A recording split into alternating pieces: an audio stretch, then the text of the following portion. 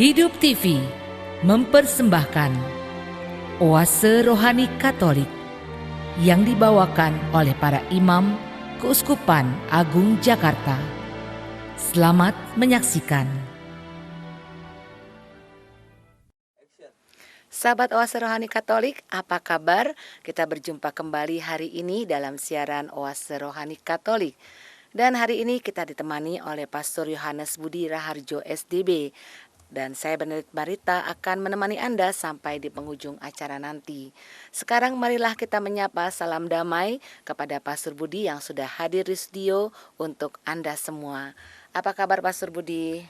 Baik, Marita, terima kasih dan salam damai kepada semua pemirsa pendengar dimanapun Anda berada. Iya. Marilah kita awali jumpa kita hari ini dengan sebuah doa yang akan dipimpin oleh Pastor Budi. Dalam nama Bapa dan Putra dan Roh Kudus. Amin. Amin.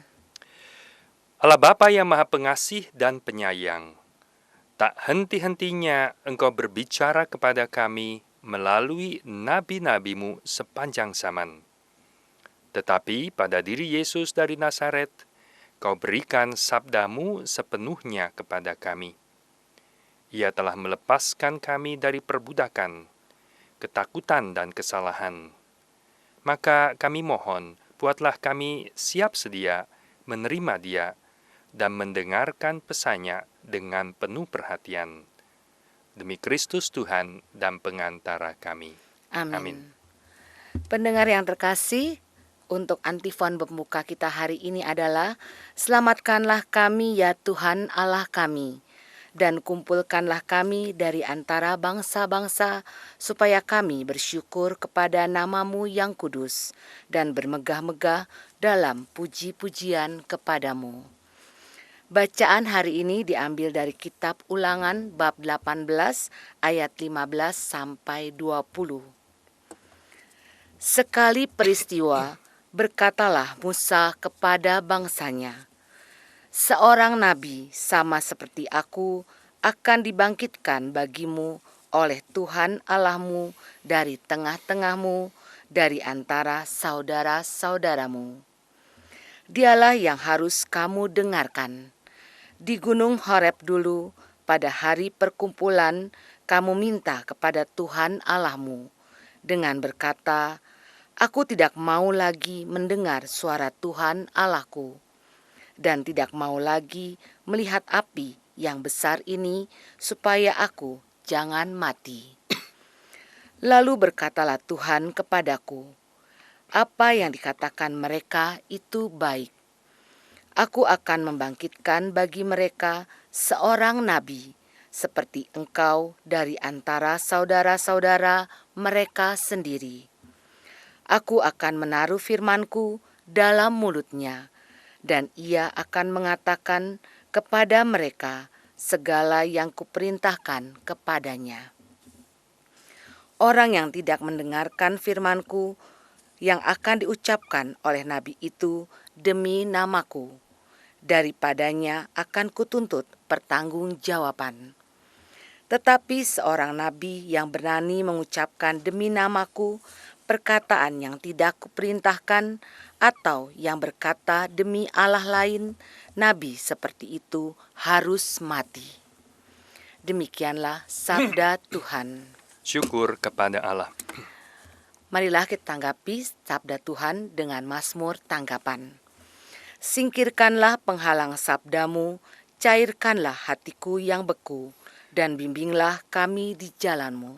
Singkirkanlah penghalang sabdamu, cairkanlah hatiku yang beku, dan bimbinglah kami di jalanmu. Marilah kita bernyanyi-nyanyi bagi Tuhan, bersorak-sorai bagi gunung batu keselamatan kita. Biarlah kita menghadap wajahnya dengan lagu syukur, bersorak-sorailah baginya dengan nyanyian mazmur. Singkirkanlah penghalang sabdamu, cairkanlah hatiku yang beku, dan bimbinglah kami di jalanmu. Masuklah, mari kita sujud menyembah, berlutut di hadapan Tuhan yang menjadikan kita. Sebab Dialah Allah kita. Kita ini umat gembalaannya serta kawanan dombanya. Singkirkanlah penghalang sabdamu, cairkanlah hatiku yang beku, dan bimbinglah kami di jalanmu. Pada hari ini, kalau kamu mendengar suaranya, janganlah bertegar hati seperti di Meriba, seperti waktu berada di masa di padang gurun, ketika nenek moyangmu mencobai dan menguji aku. Padahal mereka melihat perbuatanku. Singkirkanlah penghalang sabdamu, cairkanlah hatiku yang beku, dan bimbinglah kami di jalanmu. Bacaan dari surat pertama Rasul Paulus kepada jemaat di Korintus, bab 7, ayat 32 sampai 35. Saudara-saudara, aku, Paulus, ingin supaya kamu hidup tanpa kekhawatiran. Orang yang tidak beristri memusatkan perhatiannya pada perkara Tuhan. Bagaimana supaya Tuhan berkenan padanya? Orang yang beristri memusatkan perhatiannya pada perkara duniawi. Bagaimana supaya ia dapat menyenangkan istrinya? Dan dengan demikian perhatiannya terbagi-bagi. Perempuan yang tidak bersuami dan anak-anak gadis memusatkan perhatiannya pada perkara Tuhan, supaya tubuh dan jiwa mereka kudus. Tetapi perempuan yang bersuami memusatkan perhatiannya pada perkara duniawi, bagaimana supaya ia dapat menyenangkan suaminya. Semuanya ini kukatakan untuk kepentingan kamu sendiri, bukan untuk menghalang-halangi kamu dalam kebebasanmu, tetapi sebaliknya supaya kamu melakukan apa yang benar dan baik, dan melayani Tuhan tanpa gangguan. Demikianlah sabda Tuhan. Syukur kepada Allah. Sahabat Oase Rohani Katolik yang terkasih, marilah sekarang kita mendengarkan Injil Yesus Kristus menurut Markus bab 1 ayat 21 sampai 28. Tuhan sertamu. Dan sertamu juga. Inilah Injil Yesus Kristus menurut Markus. Dimuliakanlah Tuhan. Pada awal karyanya, Yesus beserta murid-muridnya tiba di Kapernaum. Setelah hari Sabat mulai, Yesus masuk ke dalam rumah ibadat dan mengajar. Orang-orang takjub mendengar pengajarannya, sebab ia mengajar mereka sebagai orang yang berkuasa, tidak seperti ahli-ahli Taurat. Pada waktu itu, di dalam rumah ibadat itu, ada seorang yang kerasukan roh jahat. Orang itu berteriak, "Apa urusanmu dengan kami, hai Yesus orang Nazaret? Engkau datang hendak membinasakan kami? Aku tahu siapa engkau, yakni yang kudus dari Allah." Tetapi Yesus menghardiknya katanya, "Diam, keluarlah daripadanya." Roh jahat itu menggoncang-goncang orang itu, dan sambil menjerit dengan suara nyaring, ia keluar daripadanya. Mereka semua takjub, sehingga mereka memperbincangkannya, katanya, "Apa ini? Suatu ajaran baru? Guru ini berkata-kata dengan kuasa. Roh-roh jahat pun ia perintah, dan mereka taat kepadanya." Lalu tersebarlah dengan cepat kabar tentang Yesus ke segala penjuru di seluruh daerah Galilea. Demikianlah Injil Tuhan. Terpujilah Kristus. Baiklah sahabat Oase Rohani Katolik, di hari Minggu biasa keempat ini kita akan menyimak apa yang akan disampaikan atau dari Pastor Budi setelah membaca firman-firman Tuhan pada hari ini. Pastor Budi dari kabar sukacita hari ini apa dari firman-firman Tuhan yang sudah dibacakan hari ini. Baik, Marita. Para pendengar sekalian, pemirsa, tadi kiranya kita menyimak baik-baik. Ada kata yang muncul beberapa kali, yaitu kata nabi dari bacaan pertama. Anda bisa periksa dalam kitab suci bacaan ini, perikop, ada 5 kata nabi, nabi, dan nabi. Dan juga ada 2 kalimat yang mengulang dengan rumusan demikian, seorang nabi sama seperti Musa akan dibangkitkan, akan muncul. 2 kali itu dikatakan.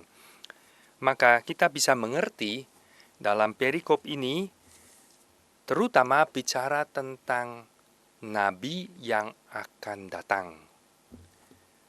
Pertama-tama saya ingin bertanya kepada Anda, kalau timbul kata nabi, apa yang Anda pahami? Saya kira kebanyakan dari Anda, kebanyakan dari kita akan memahami nabi itu gambarannya adalah orang yang mengucapkan nubuat. Sesuatu kejadian di masa depan yang akan terjadi pernah diucapkan sebelumnya, kayak ramalan begitu. Wah, ini dia seorang nabi. Atau biasanya juga orang punya gambaran nabi itu adalah orang yang bisa membuat tanda-tanda ajaib.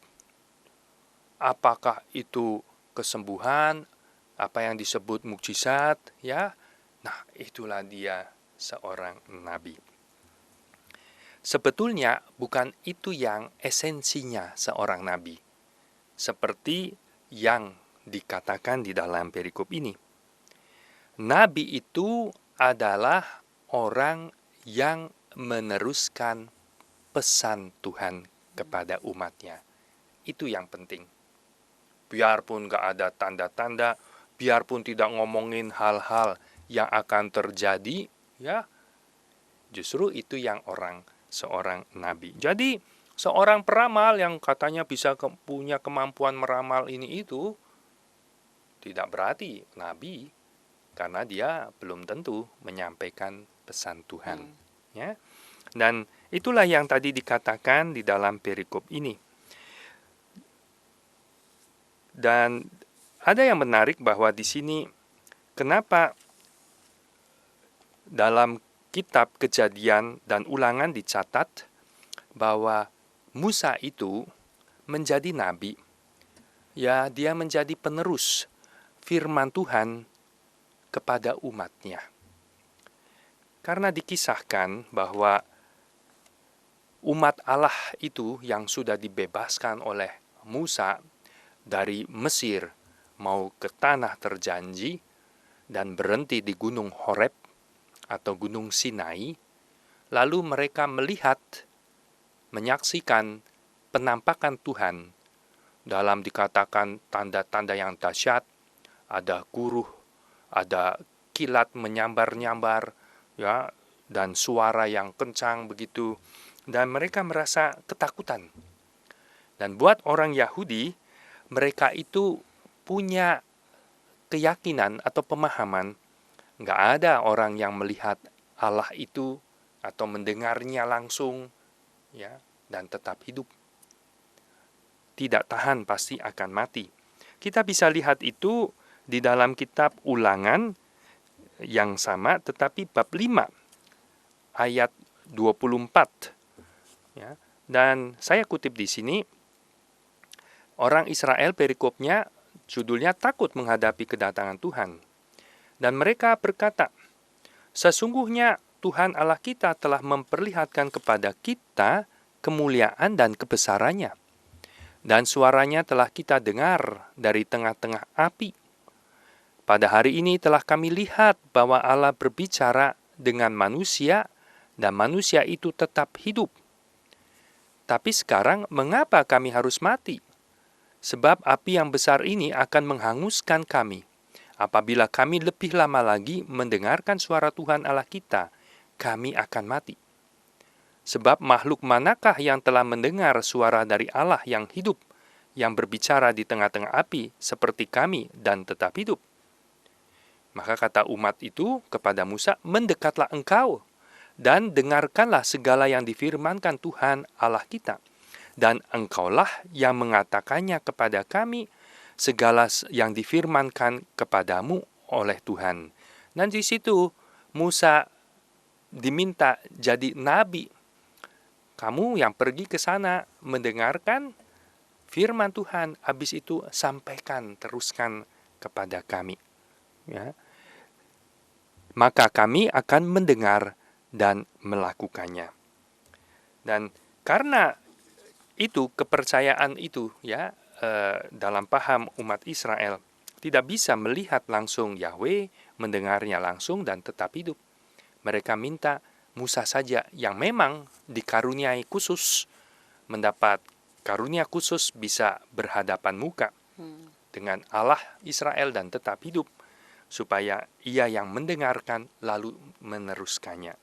Demikianlah ia menjadi, boleh dibilang, nabi, ya, nabi yang pertama boleh dibilang, dan seterusnya akan ada tradisi kenabian di dalam umat Allah ini. Dan kita sebetulnya juga bisa berpikir bahwa ada seorang nabi penerus pesan Tuhan karena Tuhan itu tidak kelihatan. Dan Tuhan suaranya tidak kita dengar. Apalagi di zaman, saya bilang zaman now, zaman now itu zaman noise. Yang makin banyak bising itu makin tidak mendengar suara dari Tuhan. Maka itu, nabi adalah orang yang mendapat, kita bisa bilang, karunia untuk bisa mendengarkan Tuhan dan menyampaikannya pesan itu. Mungkin saya bisa bandingkan juga dengan orang yang mendapat penampakan. Ya, kita dengar cerita seseorang seperti Bernadette atau 3 orang itu gembala kecil di Fatima yang bisa melihat dan mendengar pesan Bunda Maria. Tetapi kebanyakan orang yang lain-lain semuanya tidak melihat dan tidak mendengar. Mereka dapat karunia. Dan mereka kemudian menyampaikan pesan kepada umat semuanya. Lalu inilah yang saya mau ingatkan tentang adanya seseorang yang dapat karunia dipanggil untuk menjadi nabi. Sekali lagi, intinya adalah menyampaikan pesan Tuhan kepada umatnya. Karena pesan Tuhan itu yang penting untuk keselamatan umatnya. Ya. Lalu saya mau mengajak Anda untuk melihat kalimat bahwa ada seorang nabi sama seperti aku, dalam arti itu Musa, ya, seperti engkau Musa, yang akan dibangkitkan oleh Yahweh untuk umatnya. Nah, pertama-tama itu bisa dipahami semua tradisi kenabian sesudah Musa adalah orang yang memang menyampaikan pesan Tuhan itu kepada umatnya. Tetapi kalimat ini kemudian lebih banyak lagi diinterpretasikan, ditafsirkan akan ada seorang yang menjadi nabi yang terakhir, menjadi nabi, istilah teologinya zaman eskatologis, ya, pada yang kepenuhan zaman akhir. Dan itulah puncaknya seseorang yang meneruskan firman Tuhan kepada umatnya. Dan buat kita yang terakhir itu, kita imani buat gereja digenapi di dalam diri Yesus.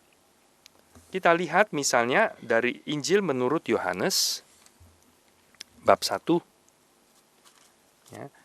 Injil Yohanes bab 1 ayat 21.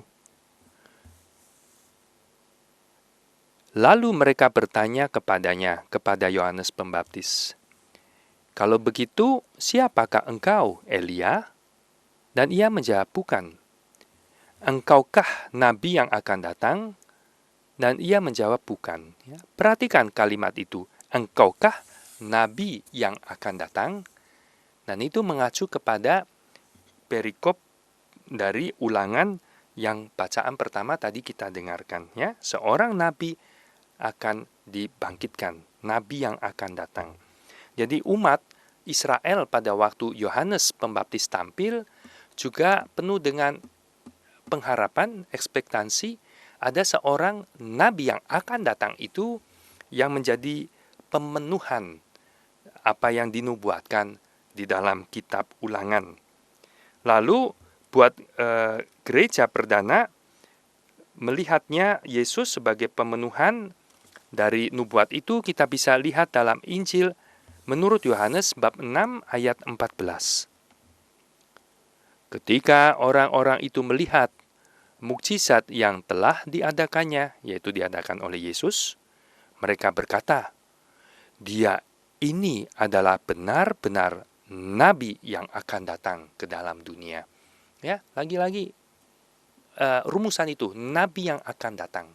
Nabi yang akan datang. Dan juga kita lihat di bab 7 ayat 40 dari Injil menurut Yohanes, di mana ditulis di situ, beberapa orang di antara orang banyak yang mendengar perkataan-perkataan itu berkata, "Dia ini benar-benar nabi yang akan datang." Itulah yang ditunjukkan di dalam Injil, ya, tentang Yesus yang merupakan pemenuhan dari sabda akan seorang nabi yang seperti Musa yang akan dibangkitkan. Lalu saya bisa tambahkan di dalam Kisah Para Rasul, dan dalam khotbah termasuk pewartaan perdana dari Petrus, Santo Petrus ketika ia baru selesai menyembuhkan orang yang lumpuh, di bab Kisah Para Rasul bab 3 ayat 22, di sana juga dituliskan demikian. Bukankah telah dikatakan Musa? Ya, dan ini betul-betul mengutip dari ayat dalam bacaan pertama tadi. Tuhan Allah akan membangkitkan bagimu seorang nabi dari antara saudara-saudaramu seperti aku. Dengarkanlah dia dalam segala sesuatu yang akan dikatakannya kepadamu. Itulah saudara-saudari, para pendengar, pemirsa, yang saya mau ajak Anda untuk melihat dari bacaan pertama, kata pemahaman arti nabi, lalu nubuatan nabi yang akan datang itu yang sama seperti Musa, digenapi buat kita, orang Kristen, melihatnya di dalam diri Yesus. Nah, saya akan mau mengajak Anda lebih lagi merefleksikan nabi, seorang nabi yang sama seperti Musa. Dalam hal apa samanya itu Yesus dengan Musa? Dan lihatlah, kalau kita lihat hidupnya Musa, dia punya peran yang unik di dalam sejarah keselamatan. Pertama, dia adalah seorang pembebas, liberator. Musa itu orang yang luar biasa bagi bangsa Israel, umat Allah, karena dia adalah pembebas umat dari perbudakan Mesir kepada tanah terjanji. Nah, seperti itulah Yesus.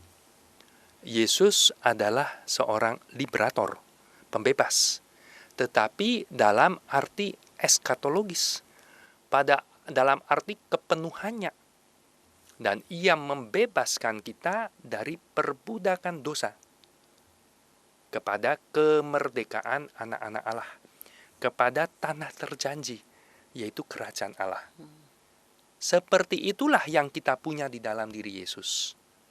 Yang dinubuatkan itu tergenapi secara penuh, secara eskatologis di zaman akhir dalam diri Yesus.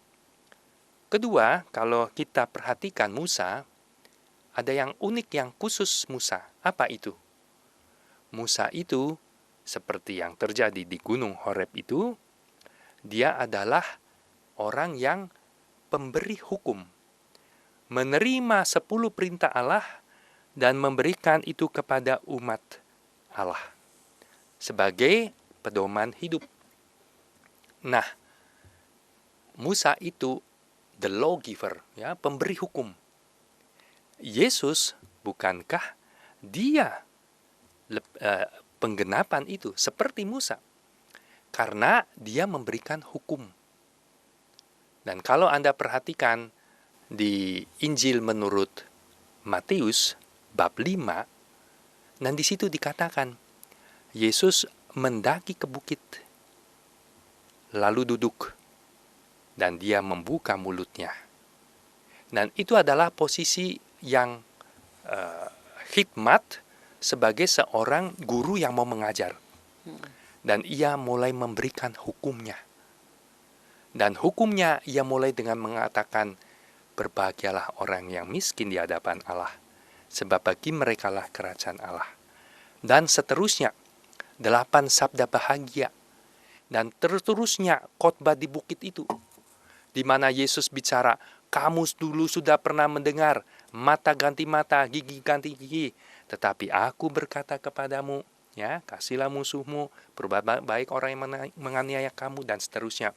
Kamu dulu pernah mendengar bahwa jangan berzina ini, tetapi aku berkata kepadamu, dan seterusnya. Kamu dulu pernah mendengar, ya, untuk jangan bersumpah palsu, harus sumpah.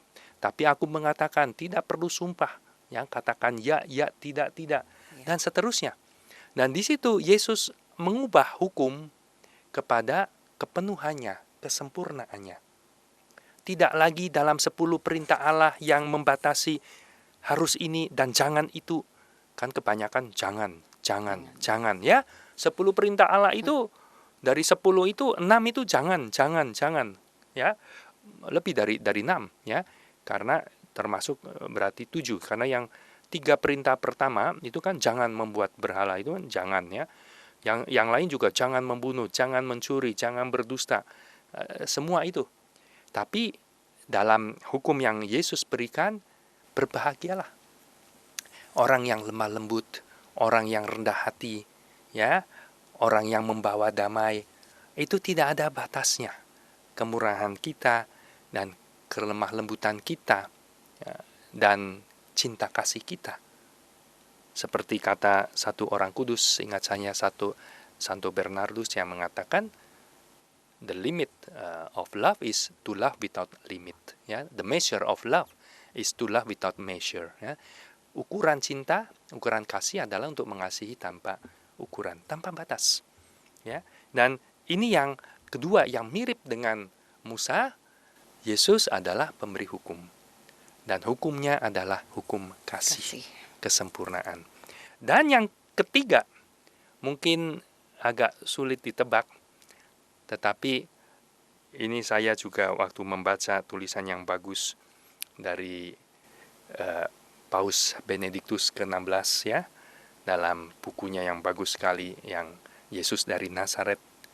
Dan beliau mengomentari yang khusus dari Musa, yang betul-betul unik adalah dia itu orang yang punya keistimewaan untuk bisa bicara dengan Yahweh muka ke muka. Ya, Anda lihat, perhatikan di dalam Keluaran dan dalam Ulangan, di mana Musa mendirikan kemah pertemuan, ya, termasuk waktu ia pertama kali naik ke Gunung Horeb, Gunung Sinai, dan melihat bertemu dengan Allah muka ke muka, face to face. Dan itu tidak, yang lain katakan bisa mati, dan khusus untuk Musa dapat karunia itu.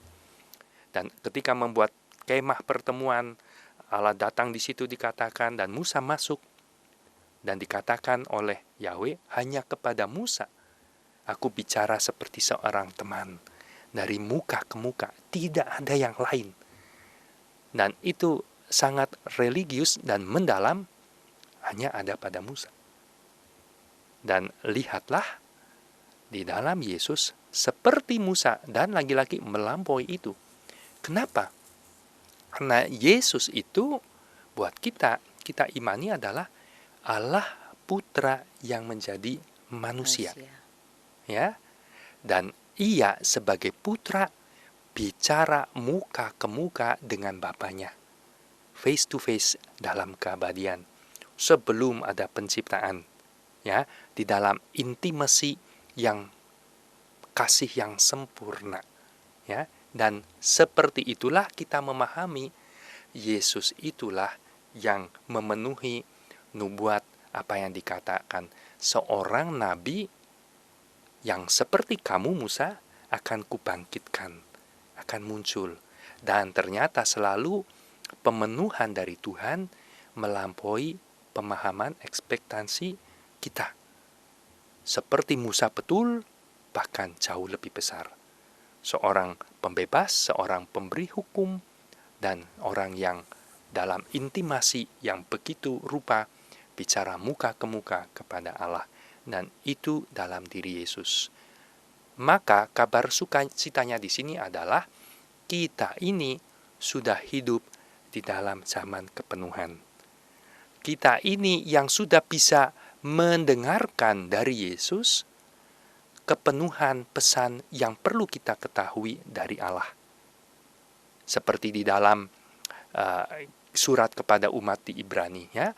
Dari dulu, sejak dulu Allah berbicara lewat perantara nabinya sepotong-sepotong. Tapi pada akhir kepenuhan, pada zaman kepenuhan, ia mengutus sendiri putranya, Sang Sabda. Dan kita ini yang beruntung hidup di dalam kepenuhan pewahyuan, karena Yesus menyampaikan segala sesuatu kepada kita. Bukankah di perjamuan akhir Yesus berkata, segala sesuatu yang ku dengar dari Bapa telah kusampaikan kepadamu, ya, kepada murid-muridnya. Maka aku tidak lagi menyebut kamu hamba, tetapi sahabat, ya. Dan kuncinya yang betul-betul sukacita adalah bukan hanya di situ tentu, jangan berhenti di situ, tetapi berbahagialah kalau kamu melakukannya. Begitu, Marita. Terima kasih, Pastor. Baiklah, sahabat Oase Rohani Katolik, mari kita resapkan dalam hati sanubari apa yang sudah disampaikan oleh Pastor Budi di bagian pertama ini, dan kita akan kembali setelah jeda berikut ini. Hidup TV mempersembahkan Oase Rohani Katolik yang dibawakan oleh para imam Keuskupan Agung Jakarta. Selamat menyaksikan.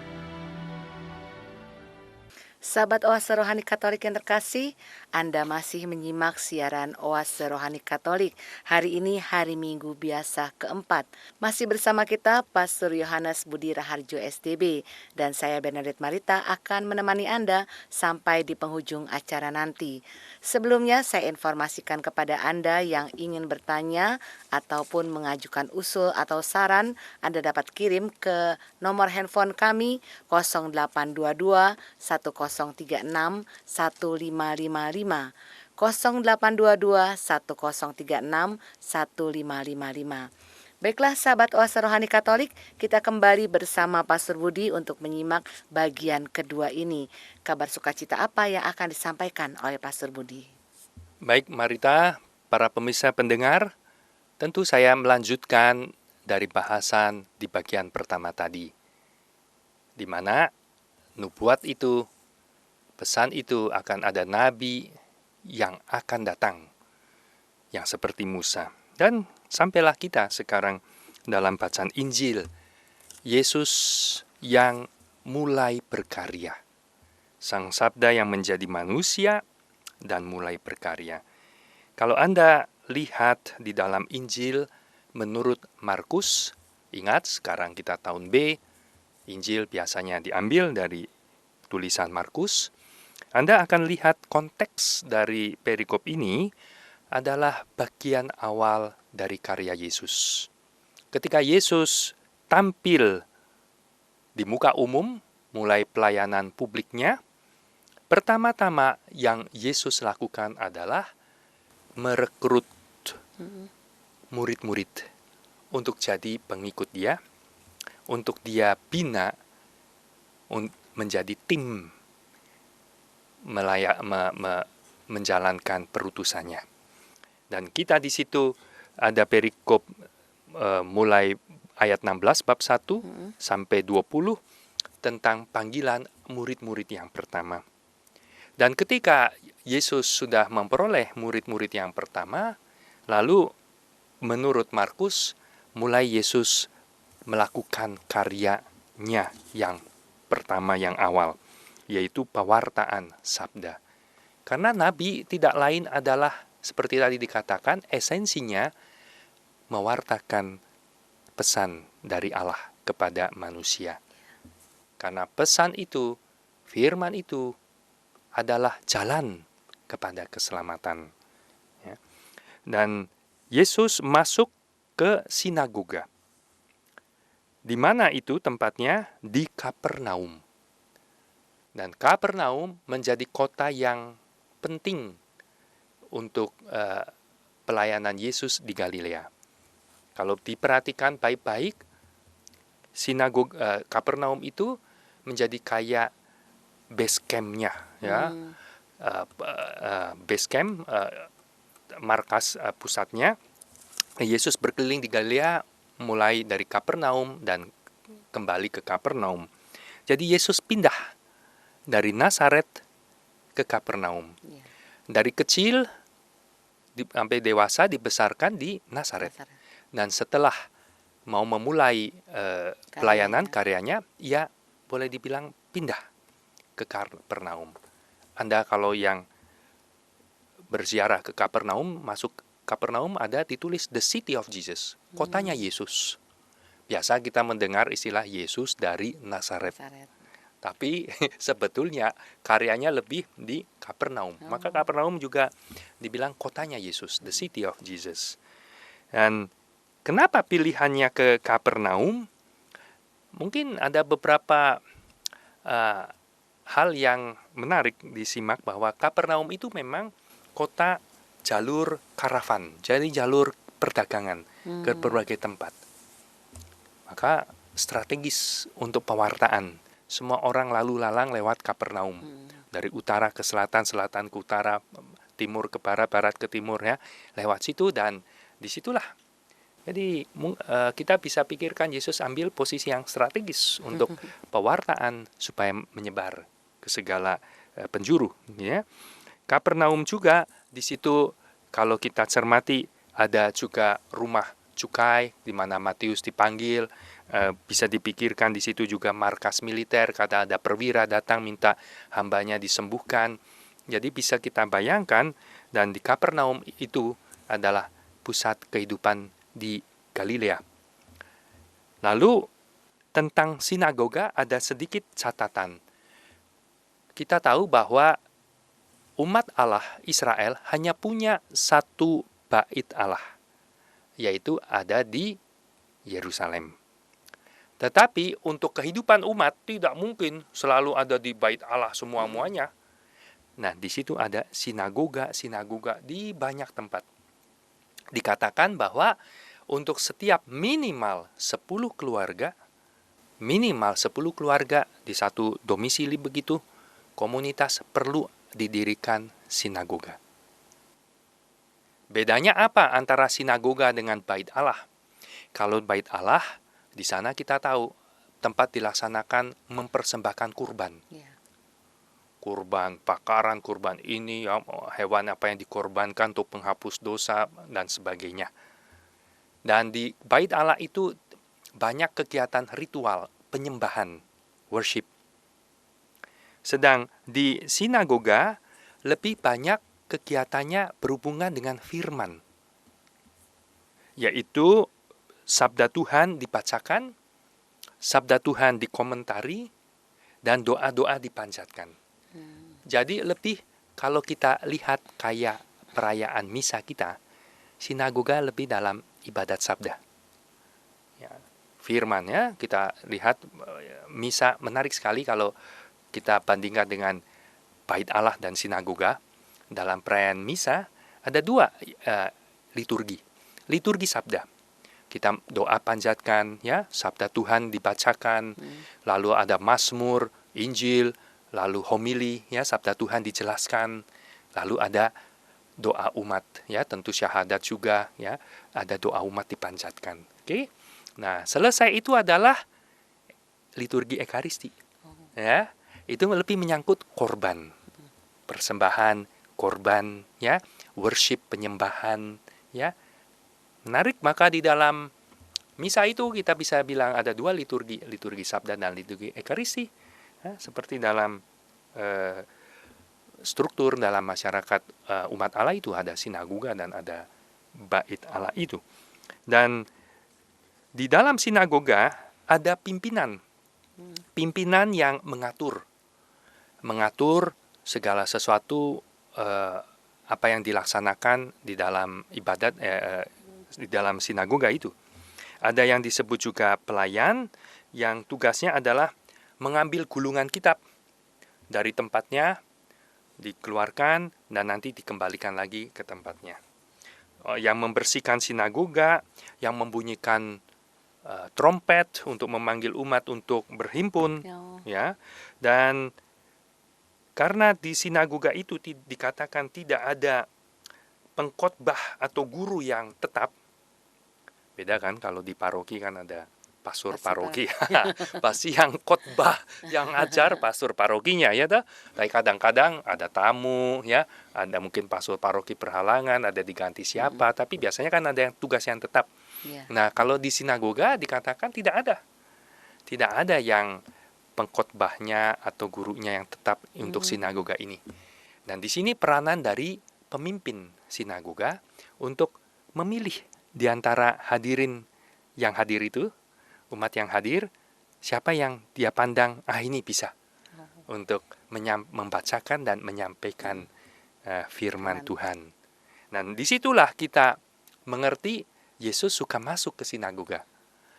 Dan Yesus seperti dicatat di dalam Injil juga, lalu ada kesempatan di mana semua orang memandang kepadanya dan lalu Yesus diminta untuk mewartakan, ya. Dan seperti itu yang situasinya. Dan apa yang kemudian terjadi, Yesus memang sungguh mewartakan di situ, di sinagoga. Dan kata-kata yang dikatakan di dalam Markus itu bab 1 ayat 22, kesan dari para hadirin di situ, orang-orang takjub mendengar pengajarannya. Markus tidak secara detail apa yang diwartakan oleh Yesus, tidak, ya, memuat itu.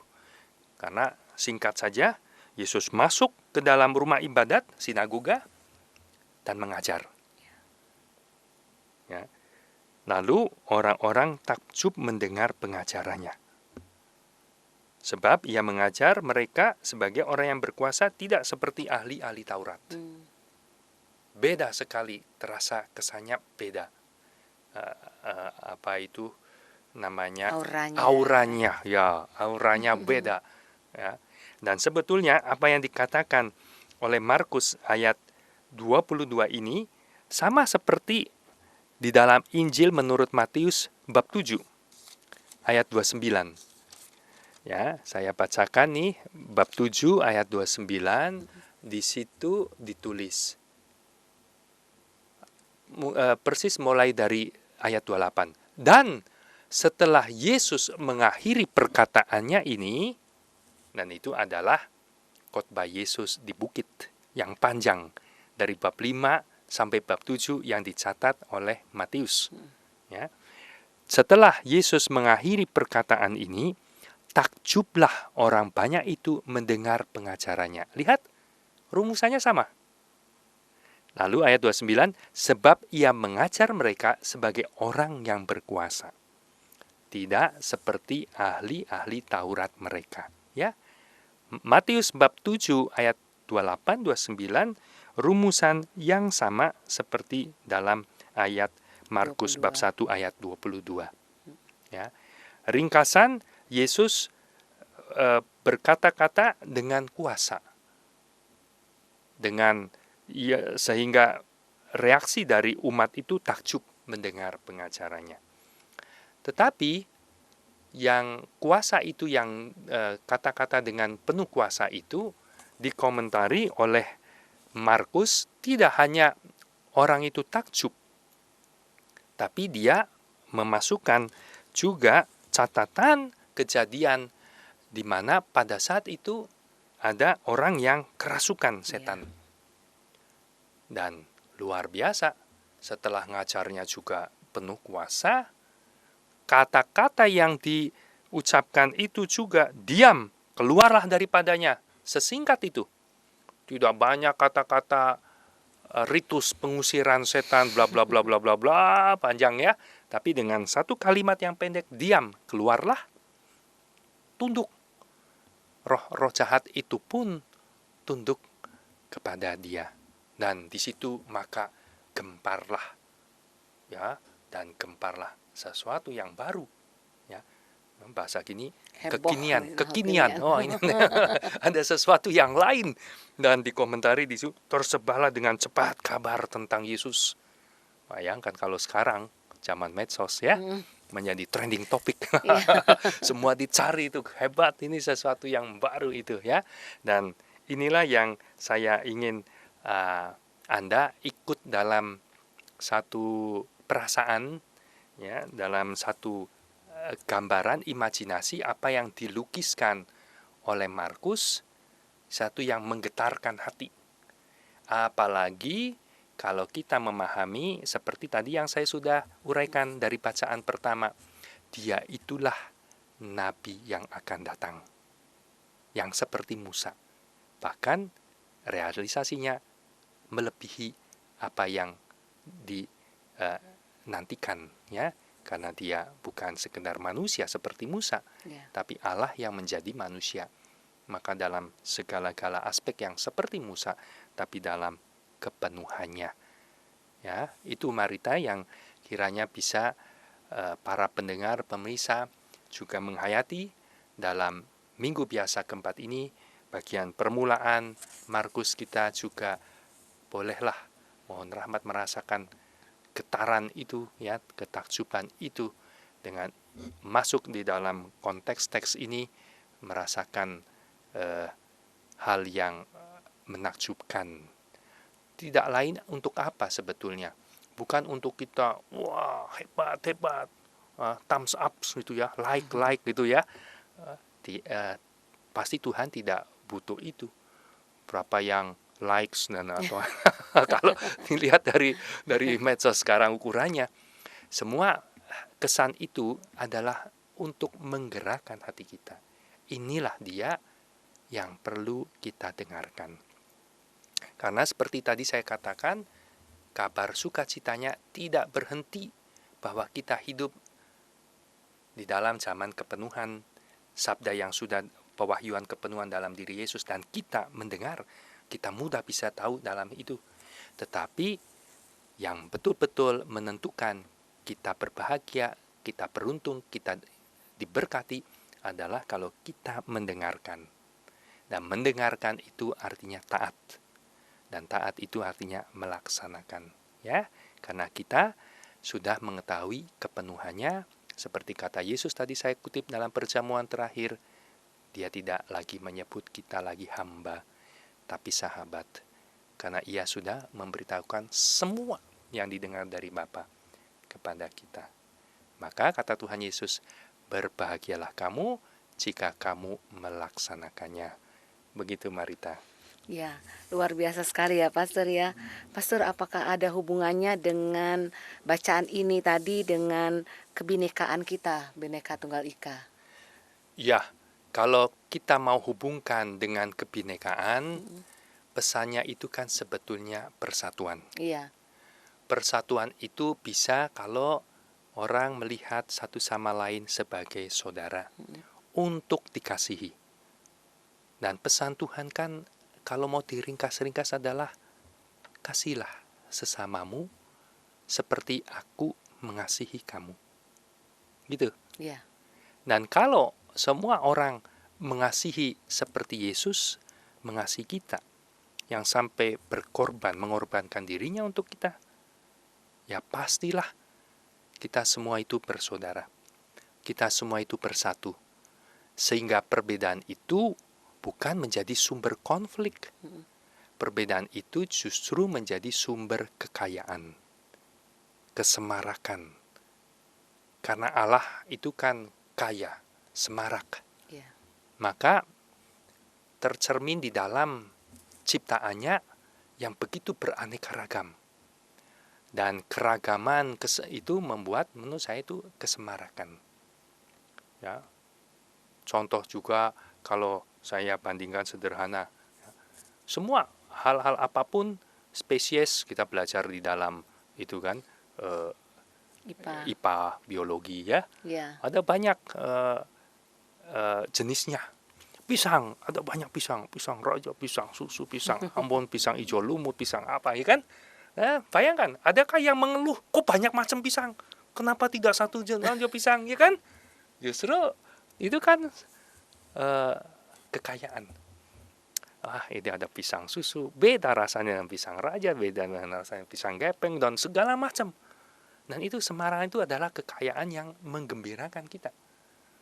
Begitu juga orang yang suka dengan makan ikan. Wah, ya kan? Ikannya kan ada macam-macam tuh. Ikan ini, ikan lele, ikan kakap, ikan kembung, dan segala macam, ya kan? Dan beda-beda. Nah, kita jangan urusan makan aja, ya. Yang keindahan juga misalnya bunga, ya kan? Oh, bunga ada bunga melati, bunga mawar, bunga anggrek, bunga, wah, luar biasa. Tidak, Tuhan tidak menciptakan satu dan hanya anggrek saja dan tidak ada yang lain. Monoton. Itulah kekayaan Allah, keindahannya, kesemarakannya tercermin dalam ciptaan. Dan bukankah puncak ciptaan itu adalah manusia? Jadi kegeragaman banyak suku, ya, dan aneka ragaman sifat-sifat bakat itu kekayaan. Kalau kita melihat di dalam kasih dan itu mempersatukan dalam kebinekaan itu, kita bersatu, ya, menjadi sesuatu sukacita untuk kita semua, ya, apalagi saling menolong, saling melengkapi, ya. Demikian Marita, ya. Jadi kalau kita bisa hubungkan dalam tahun persatuan, seperti itulah Tuhan memang menyampaikan pesan untuk keselamatan kita, ya. Dan dalam keselamatan itu ada sukacita, ada kebahagiaan, begitu. Ya, terima kasih Pastor. Pastor, dalam kebinekaan itu tadi kan Pastor bilang ada keanekaragaman dan saling mengasihi satu sama lain. Adakah ajaran yang diajarkan oleh Santo Yohanes Bosco yang sebentar lagi kita rayakan tanggal 31 itu, apakah hubungannya dengan Bhinneka Tunggal Ika atau dengan bacaan hari ini? Ya, memang apalagi saya dari tarekat Salesian Don Bosco, 31 Januari itu adalah pestanya Don Bosco. Jadi 29, 30, 31 ya, kurang 3 hari lagi. Pesta besar untuk keluarga Salesian. Dan boleh dibilang Don Bosco itu adalah seorang nabi. Karena ia betul-betul menyampaikan pesan Tuhan untuk kebahagiaan umatnya, khususnya orang muda. Dan banyak kali nabi itu disertai dengan tanda-tanda. Don Bosco juga dalam hidupnya dikatakan penuh tanda, banyak pembuat mukjizat, penuh dengan mukjizat, sampai memperbanyak kastanya, satu jenis makanan di Itali, memperbanyak sakramen Maha Kudus supaya semua bisa komuni, menyembuhkan orang yang lumpuh, bahkan juga ada anak yang meninggal dan Don Bosco doakan hidup lagi. Dan itu banyak kesaksian yang luar biasa dalam hidup Don Bosco. Tapi seperti tadi saya ingatkan, bukan itu yang menjadi esensi yang penting. Karena tanda-tanda yang mengherankan, ya mungkin orang hanya sekedar wah hebat itu ya. Tapi yang penting adalah pesannya. Dan Don Bosco juga amat menekankan pentingnya sabda Tuhan. Nah, itu yang saya ingin menghubungkan dengan bacaan hari ini. Karena Yesus datang menyampaikan sabda. Karena dia sendiri sang sabda. Dan dalam usahanya, Don Bosco mendidik remaja, orang muda kepada keselamatan. Ia membuat koridor di dalam asramanya. Dia juga tuliskan kutipan-kutipan sabda Tuhan di dinding. Banyak. Dengan tujuan apa?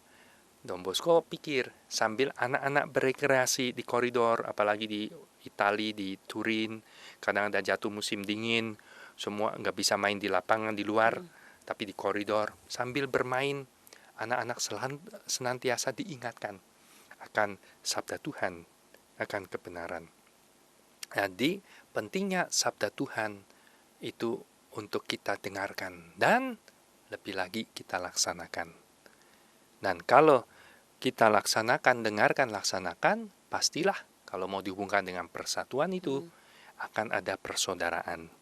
Ya, Don Bosco sangat menekankan di dalam asramanya, di dalam komunitasnya adalah kasih. Hubungan persaudaraan satu sama lain, menemukan teman, menemukan saudara, dan anak didik melihat para pastor, pembimbing, guru juga menemukan ayah, ya, dan persaudaraan itu. Dan pasti sama-sama di daerah Italia Utara saja juga ada banyak perbedaan. Dan Don Bosco berhasil mempersatukan anak-anak itu, ya, dengan karakter yang berbeda dari tempat-tempat yang berbeda dalam satu kawanan seperti Yesus dengan satu gembala. Dan semuanya bertumbuh di dalam iman, di dalam tujuan keselamatan, yaitu kesempurnaan hidup. Di rumah Don Bosco, dengan sistem pendidikan preventif yang Don Bosco terapkan, kehadiran Don Bosco di antara mereka membina dengan sabda Tuhan, dengan sakramen tentu, dan terbukti melahirkan orang-orang kudus. Masih remaja, belum 15 tahun, yang terkenal yaitu Dominikus Savio.